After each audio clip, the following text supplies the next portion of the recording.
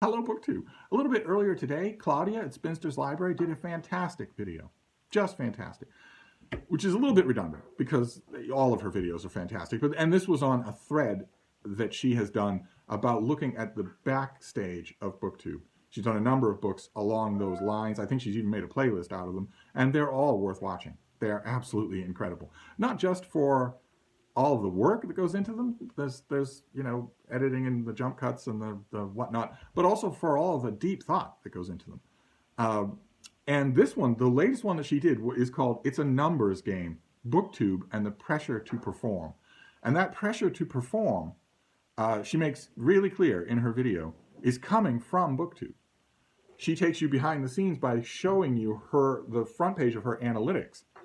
Which I guess a lot of booktubers see when they post videos. I guess that comes up right away.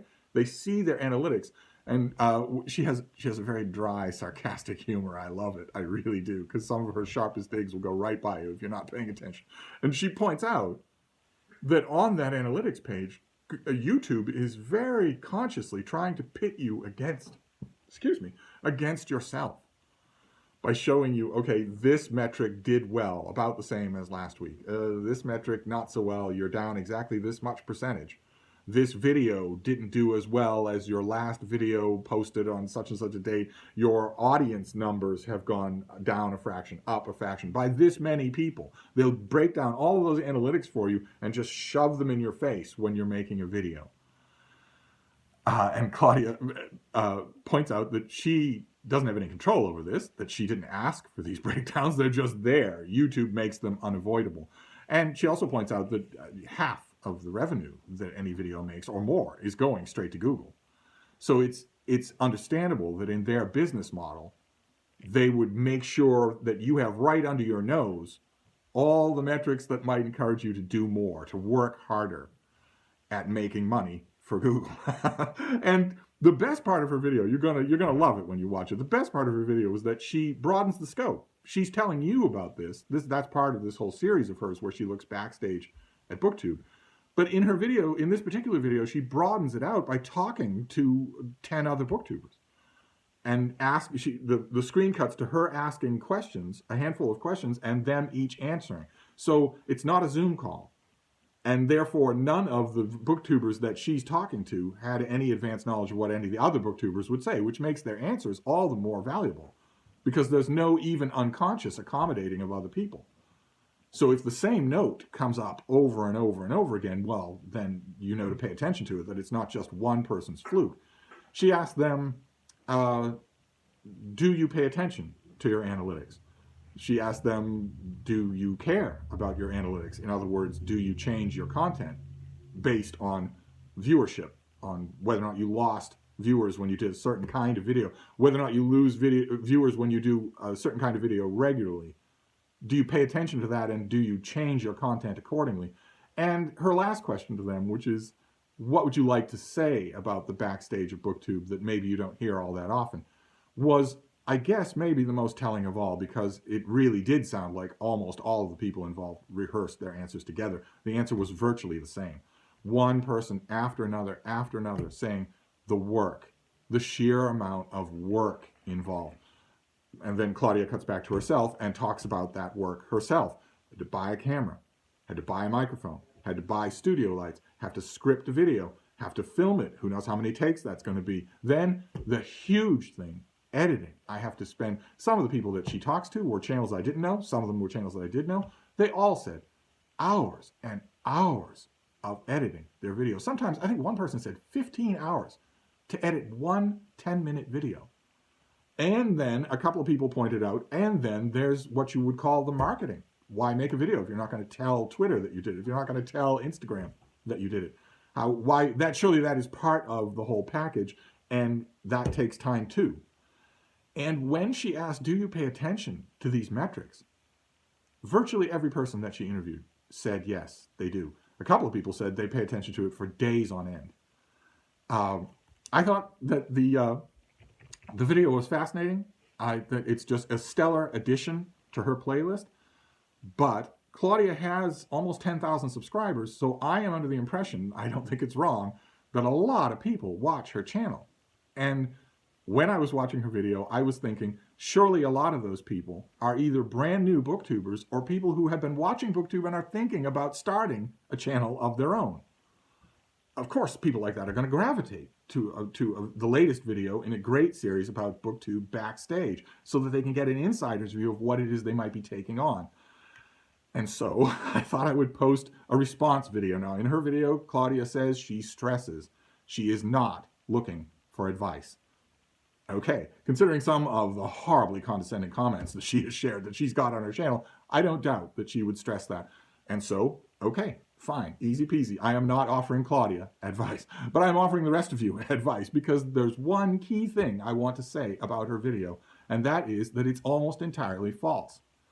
And I don't mean that it's untrue. I'm 100% sure that she was telling the truth about her own booktube experiences, and I'm sure that everyone she talked to was telling the truth about their own booktube experiences. What I'm saying is not that those things weren't true, but that they weren't necessarily true.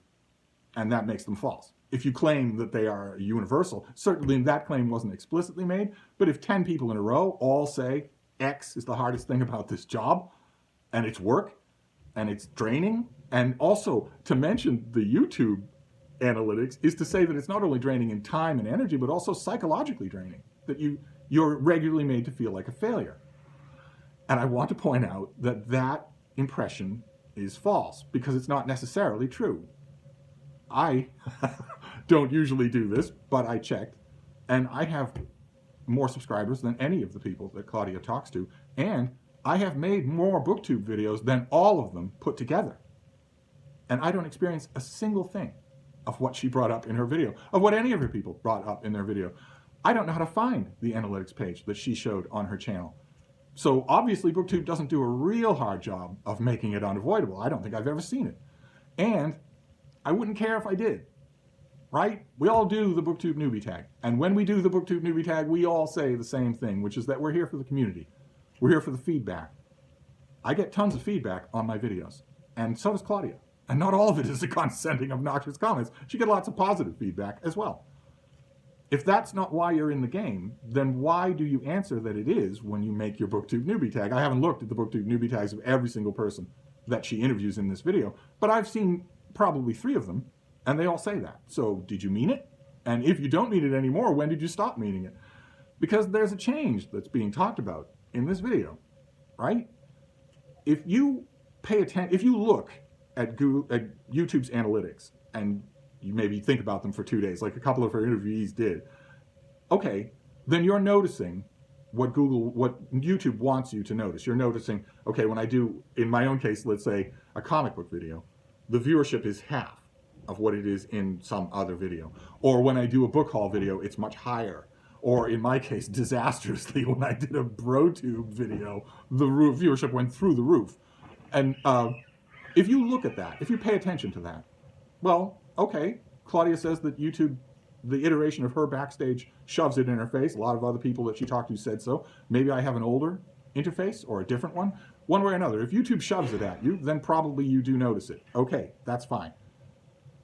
But almost everybody she talked to said that in addition to noticing it, they allow it to dictate their content. So I noticed that this kind of video is getting 300 fewer views than this kind of video, so I'll make more of that kind of video and less of this, no matter what I myself want to do. And that is very bad, and it is not necessary. Especially you people out there who are thinking about making a BookTube channel, I want to stress, that is not necessary. You can simply ignore it. You can simply ignore it.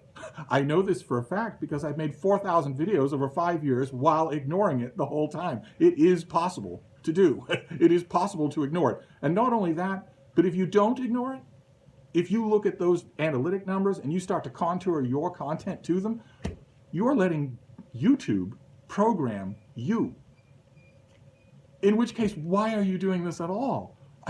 I admit, by the time I got to the end of her video, she did a wonderful skit at the end of her video where she compares knitting a jumper, a sweater, to making BookTube videos. And she does a little imaginary sequence about what it would really be like if the two experiences were the same.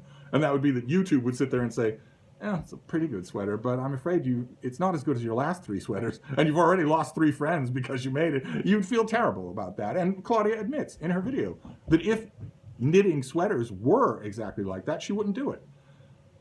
I want to submit, not to Claudia, she wasn't looking for advice, but to anyone who's watching who might be thinking about making a booktube channel, that they are the same.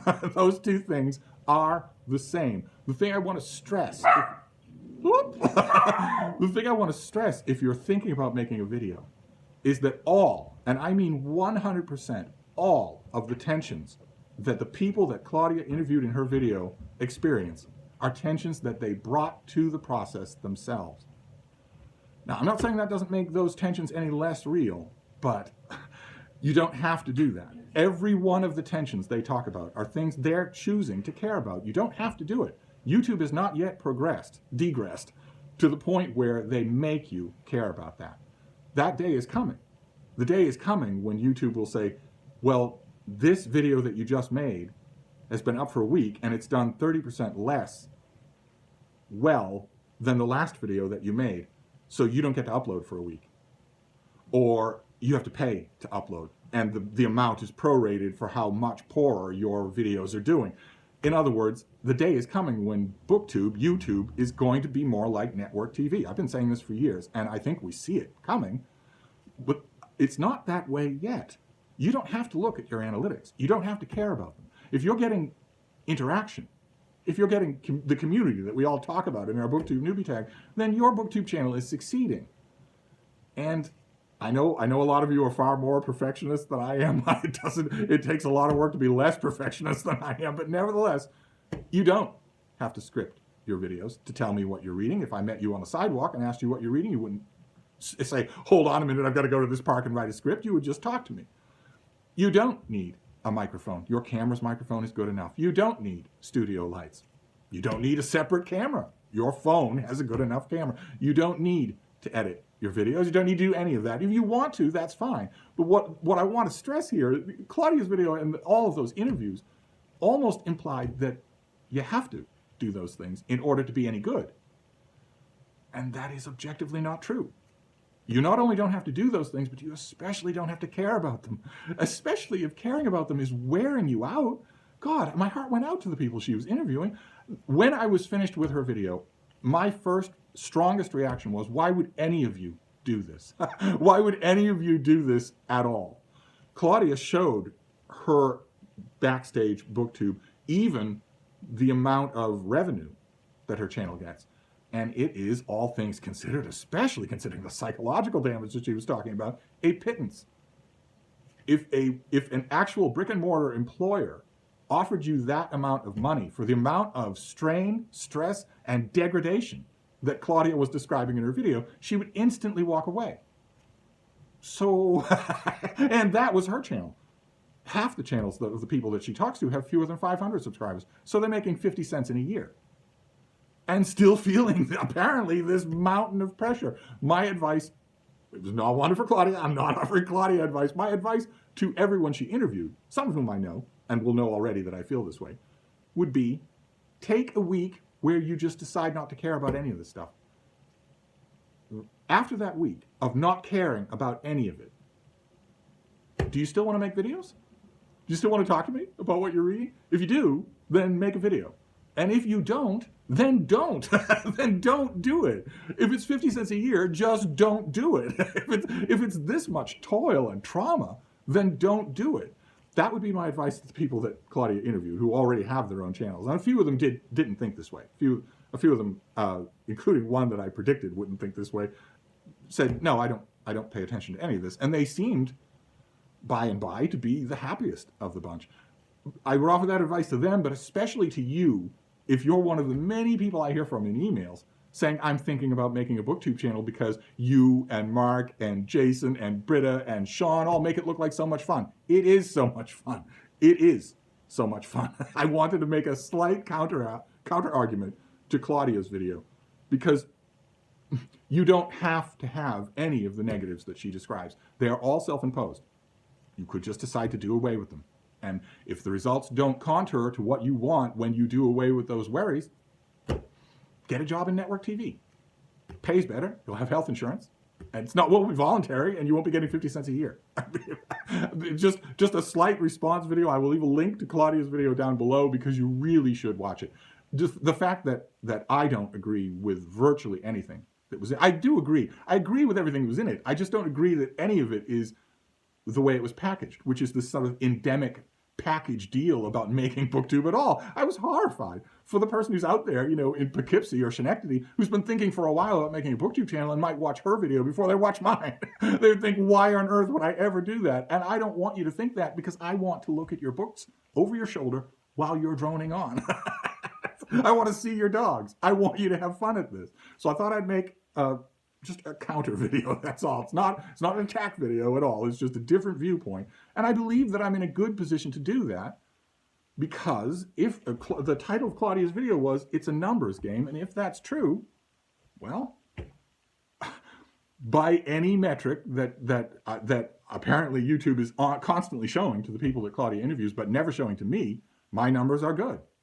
And I've never felt any of what she's describing. So it is possible to do, is all I'm saying. So watch her video. You're going to love it. I might also suggest, especially if you're new to her channel, if you're finding it through this video, she, I think, has a playlist of all of her backstage BookTube videos. And they aren't all as gall-darn depressing as this one. A lot of them will be very interesting if you are thinking about making a channel. So give that playlist to watch. Anyway, I've got my little contention wind out of me for now, so I'm going to wrap this up. But I'll be back. Thank you, BookTube.